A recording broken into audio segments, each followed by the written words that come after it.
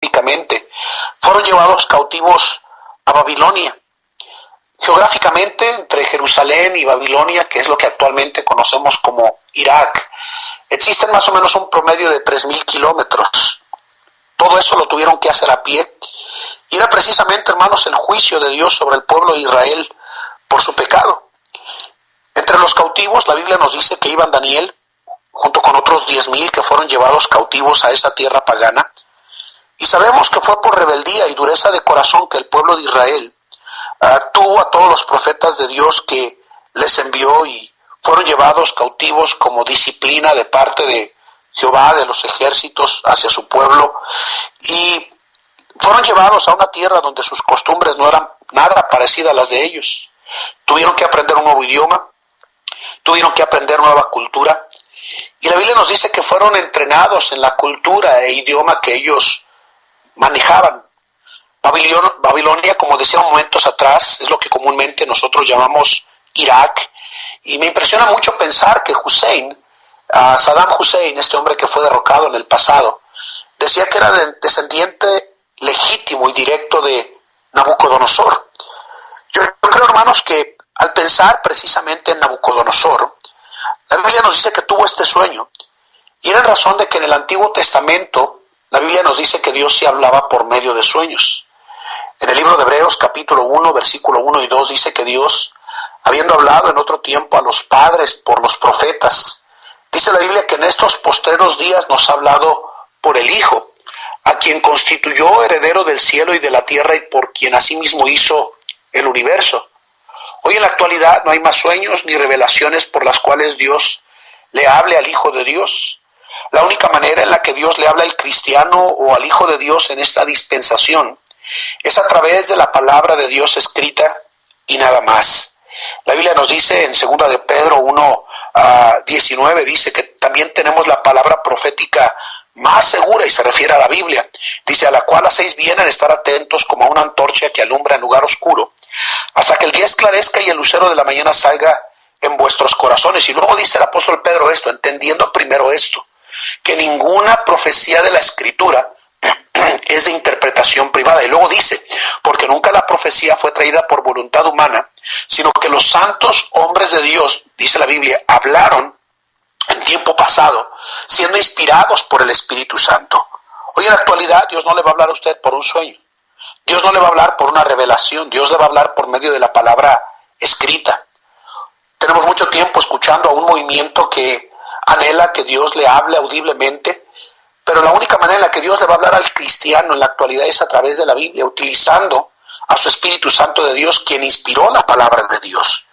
Pero es interesante porque al tener precisamente Nabucodonosor este sueño, la Biblia nos dice que llamó a los magos, a los astrólogos, a los adivinos, y la Biblia nos dice que irónicamente estos personajes que llamó Nabucodonosor le preguntaron cuál era el sueño sin que Nabucodonosor supiera realmente qué era lo que estaba sucediendo. La Biblia nos dice que Nabucodonosor no recordaba el sueño, y al ver que no decían nada, la Biblia nos dice que el enojo llegó a la vida de Nabucodonosor y mandó matar a magos, sabios, astrólogos y adivinos, todos los que se encontraban en el reino. Entre ellos se encontraban Daniel, Azarías, Misael y la Biblia nos dice que ellos eran servidores del Dios vivo y verdadero. Ellos eran los que junto con Daniel habían decidido no vender sus convicciones ni sus principios en los que ellos habían creído. Porque la Biblia nos dice en Daniel 1:8 que Daniel propuso en su corazón no contaminarse con la porción de la comida del rey ni con el vino que él vivía. Daniel y junto con estos jóvenes hebreos fueron esa clase de cristianos que hoy en la actualidad son una urgencia y una necesidad de nuestras iglesias locales. Jóvenes y gente con verdaderas convicciones, que no venden sus principios, que crean y defiendan sus convicciones a una costa de que gente, familia, amigos le nieguen a uno. Pero la Biblia nos dice que cuando el rey mandó matarlos, la Biblia nos dice que le dijo a Arioc, acaba con todos, mátalos.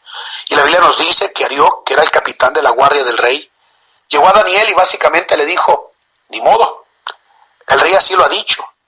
Y la Biblia nos dice que Daniel habló con Arió sabia y prudentemente y le dijo que esperara un tiempo para que él pudiese mostrar la interpretación. Y la Biblia nos dice que el capitán le dio la oportunidad de mostrarle la interpretación al rey. Una vez que el capitán se fue, Daniel hizo lo que cada cristiano deberíamos de hacer cuando estamos en apuros y problemas.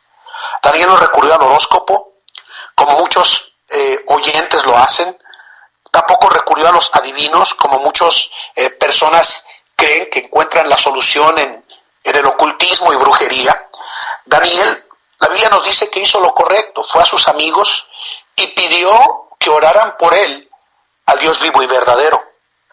Qué triste pensar que muchos cristianos, cuando están pasando por dificultades, la oración sea el último recurso en la vida de muchos cristianos, cuando en realidad debería de ser el primero y el último recurso en nuestras vidas.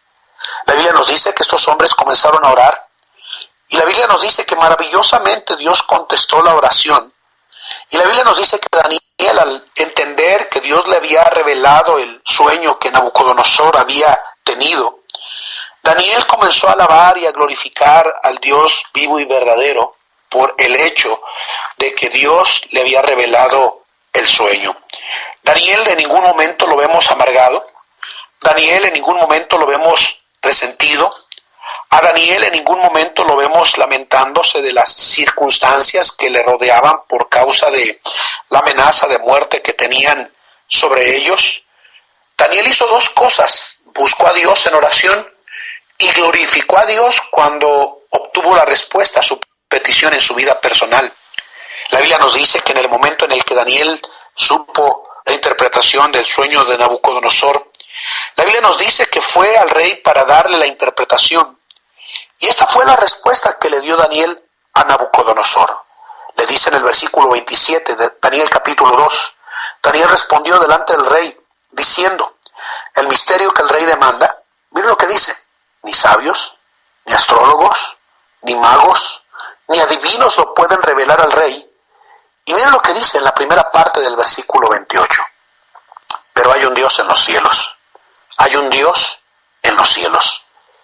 Esa declaración que Daniel hace precisamente al rey Nabucodonosor, definitivamente, hermanos amados, es una frase de tremenda bendición para nosotros ante cualquier circunstancia.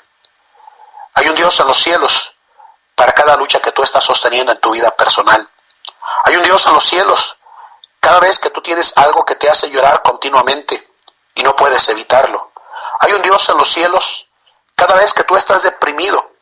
Todos en esta hora tenemos en algún momento en nuestra vida un quebranto de corazón o alguna aflicción en nuestras vidas. Bendito sea el Señor, tenemos a un Dios en los cielos. Hay tristezas o alguna enfermedad que hasta algunos han corrido la vida, de perder la vida. Bendito sea Dios, qué bueno saber que siempre tenemos a un Dios en los cielos. Lo más trágico en las enfermedades es que muchas veces intentemos librar estas dificultades solos, sin entender que por encima de cualquier batalla, lucha, dificultad, gloria a Dios, tenemos a un Dios en los cielos. Tal vez alguien aquí en este momento tenga serios problemas en su hogar. Le tengo una noticia: hay un Dios en los cielos. Tal vez alguien en esta audiencia ha perdido tempranamente y cercanamente a un ser amado, o a su padre o a su madre. Gloria a Dios, hay un Dios en los cielos.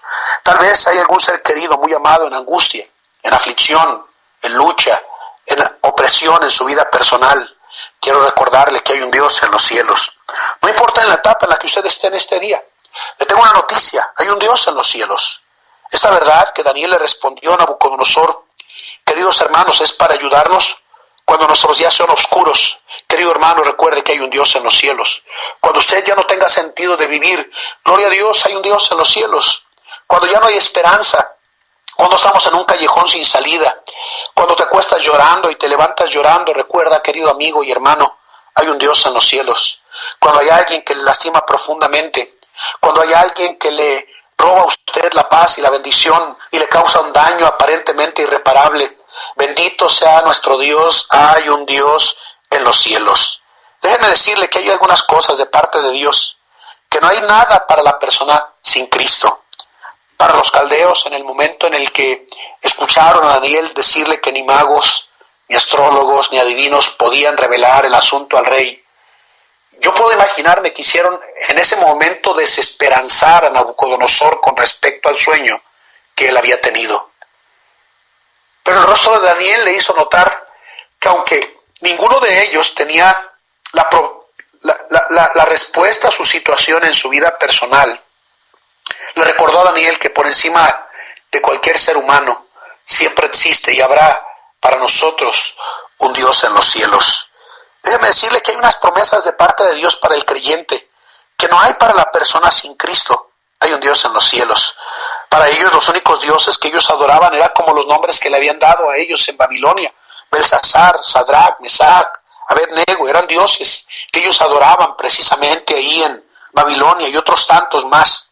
Pero mire, gracias a Dios para el creyente, saber que hay un Dios por encima del engaño, de la idolatría y de dioses falsos. Escúchenme bien, la promesa de que hay un Dios en los cielos es una gran esperanza y alivio para el Hijo de Dios.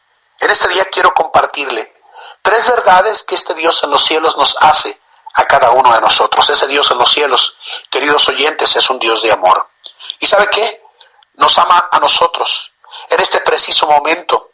Déjeme recordarle que es la mejor noticia que cada día podemos recordar y escuchar en nuestra vida, que Dios nos ama, que no importa la circunstancia y el momento que nosotros estemos pasando, Dios nos ama. Segunda a los Corintios 8:9 nos dice, porque ya conocéis la gracia de nuestro Señor Jesucristo. Y luego dice que por amor a vosotros, siendo rico, se hizo pobre para que nosotros con su pobreza fuésemos enriquecidos. Romanos 5:8 dice que Dios muestra su amor. Juan 3:16 dice la Biblia, de tal manera amó Dios al mundo. Jeremías 31:3 dice, con amor eterno te he amado. Y qué bendición saber que ese Dios en los cielos nos ama tal como nosotros somos. Nos ama cuando nos portamos mal. Porque si somos honestos, pasamos más tiempo portándonos más mal que bien. Nos ama cuando desobedecemos. Él no se cansa. No podemos hacer nada para que su amor se termine. Él me ama y le ama a usted en su vida personal. Y usted me preguntará en esta mañana, ¿cómo es su amor? Su amor busca. La Biblia dice en Lucas 19:10 que el Hijo del Hombre vino a buscar y a salvar lo que se había perdido. Gracias a Dios, el amor de Dios no es distante. El amor de Dios salva. El amor de Dios sana. El amor de Dios protege. El amor de Dios dirige. El amor de Dios consuela. El amor de Dios fortalece. El amor de Dios instruye. El amor de Dios dirige. Y como no, queridos oyentes, el amor de Dios disciplina. Sobre todos los atributos que Dios tiene, podríamos concluir que Dios es un Dios de amor. Nos ama con un amor duradero. Nos ama, bendito sea Dios, con un amor que no sube y baja. Y usted mira, ¿cómo es que me ama a mí? Yo no lo comprendo. Yo no lo sé. Yo no lo puedo alcanzar finitamente en mi mente, comprender, porque la Biblia nos dice en Romanos 5:20 que cuando abundó el pecado, sobreabundó la gracia. Ese Dios en los cielos, querido hermano, le ama a usted y me ama a mí. Y Él mira más allá de las cosas que usted y yo hacemos. Él mira más allá del mal, del pecado, de la suciedad tal vez en el que estás. Y Él te ve y me ve a mí. Y Él no ve eso. Él solamente ve a alguien que fue creado a su imagen y semejanza y que fue redimido a través de la sangre de Jesucristo que pagó por nosotros en la cruz del Calvario. El Dios en los cielos que nosotros servimos y amamos es un Dios que nos ama. Pero no solamente es un Dios que nos ama, la Biblia nos dice que ese Dios en los cielos es un Dios todopoderoso. La Biblia nos dice, y está llena de declaraciones con respecto al poder que Dios tiene, pero mire, la Biblia nos dice desde el libro de Génesis, cuando la Biblia nos dice que le pidió a Abraham que saliera de su tierra y de su parentela. En el libro de Génesis 17:1 la Biblia nos dice que era Abraham de 99 años cuando le apareció Jehová y le dijo, yo soy el Dios, mire, todopoderoso, anda delante de mí y sé perfecto. En el libro de Apocalipsis capítulo 1 la Biblia nos dice claramente una declaración similar, describiendo precisamente que el Dios que nosotros adoramos, el Dios que nosotros servimos, es un Dios que tiene todo poder. La Biblia nos dice en Apocalipsis 1:18, y el que vivo y estuve muerto, mas he aquí que por los siglos de los siglos, amén, y tengo las llaves de la muerte y del Hades. el que vive y estuve muerto, dice la palabra de Dios. En otras palabras, Él tiene todo poder. El libro de Apocalipsis está lleno de declaraciones precisamente que nos señalan que el Dios al cual nosotros servimos es un Dios precisamente